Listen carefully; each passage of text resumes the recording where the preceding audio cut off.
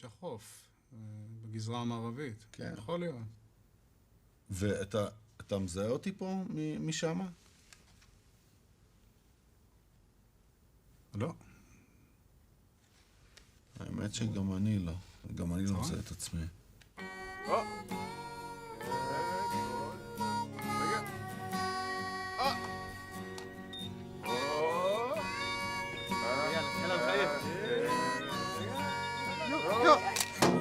עברנו את הגבול מראש הנקרה, הרגשנו כמו שאנחנו נכנסים לאיזשהו טיול, הצטלמנו לפני וסיפרנו בדיחות וסיפורים, והיה לנו קצת זמן ככה להשתעשע לפני היציאה. לבנון, בוקר טוב, לבנון, בוקר טוב, מי ייתן ולא תדעי מחור, לבנון, בוקר טוב.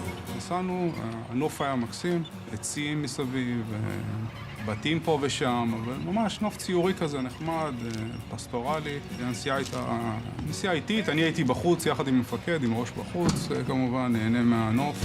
חלומותייך התגשמו, סיוטייך יתאדו, כל חייך הם ברכה. כשאנחנו נמצאים בטנק אנחנו מרגישים מאוד בטוחים. הטנק עצמו זה מכונה מאוד כבדה, מאוד סגורה. ידענו שאם אנחנו נמצאים בטנק, אנחנו מוגנים.